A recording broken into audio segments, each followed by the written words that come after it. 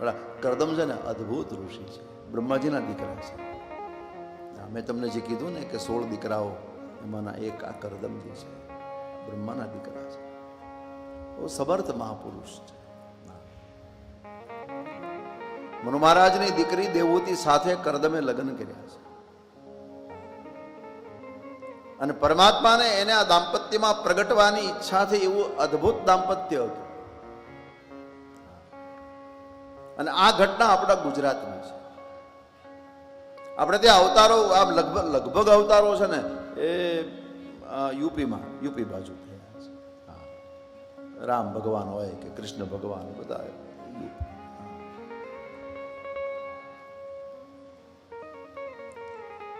એનો પરિચય કરાવનારા બધા આચાર્યો પાછા દક્ષિણમાં થયા છે. બિલકુલ આમ ઓપોઝિટ. અવતાર ઉત્તરમાં, આચાર્યો દક્ષિણમાં, પણ એક અવતાર આપણા ગુજરાતમાં, કપિલ અવતાર. ભગવાન કપિલ આપણા ગુજરાત સિદ્ધપુરમાં આવ્યા. હજી આટલા વર્ષો પછી પણ એનું નામ સિદ્ધપુર છે. કારણ કે આ કપિલ છે ને સિદ્ધોના ઈશ્વર છે. ભગવાન કપિલ હજી પણ ત્યાં સરોવર છે.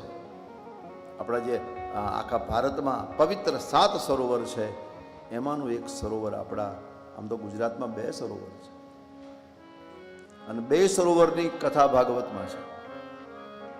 એક નારાયણ સરોવર આપણા કચ્છમાં, એની કથા શ્રીમદ ભાગવતમાં છે, અને એક બિંદુ સરોવર સિદ્ધપુરમાં. એ ભગવાનના આંસુના બિંદુથી બનેલું બિંદુ સરોવર. તો એ પરમાત્માને અવતાર લેવાની ઈચ્છા થઈ અને પરિણામે ભગવાન કપિલ નારાયણનો જન્મ થયો. અને એ કપિલ ભગવાને, એ ભગવાનનો જન્મ જગતને જ્ઞાન આપવા માટે થયો છે. અને ભગવાન કપિલે સાંખ્ય દર્શન કરાય. આપણે ત્યાં સાંખ્ય દર્શન ઘણા છે, યોગ ઘણા છે. એમાં વધારેમાં વધારે પ્રમાણિત જો હોય તો એક કપિલનું સાંખ્ય દર્શન છે. ત્રયી સાંખ્યમ યોગ. ત્રયી એટલે પ્રસ્થાન ત્રયી, ઈશ્વર તરફ જવાના જે 3 રસ્તા છે, એમાં એક આ સાંખ્ય દર્શન. અત્યારે સમય થઈ ગયો છે, વધારે વાતો અમારે તો આ વ્યાસપીઠ ઘર કહેવાય, પણ ઘણી વખત છે ને શ્રોતાઓની દયા આવે. બિચારા ક્યારના બેઠા છે, ભૂખ્યા થયા હશે, તરસ લાગી હશે, તો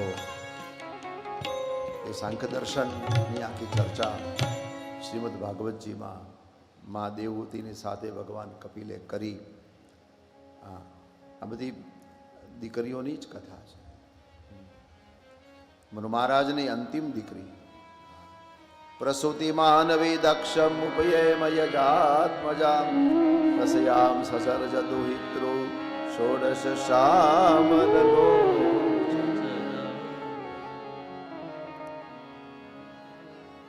એને ત્યાં 16 દીકરીઓનો જન્મ થયો છે. એ 16 યુવાન થઈ. જે દક્ષ મહારાજને પ્રસૂતિ નામની દીકરી પરણાવી હતી, એને ત્યાં 16 દીકરીઓનો જન્મ થયો. એ 16 યુવાન થઈ એટલે 13 દીકરીઓ એક સાથે ધર્મને પરણાવી હતી. શ્રદ્ધા, મૈત્રી, દયા, શાંતિ, તુષ્ટિ, પુષ્ટિ, ક્રિયા, ઉન્નતિ, બુદ્ધિર, મેધા, તિતિક્ષા, હિ અને મૂર્તિ. આ 13 દીકરીઓ.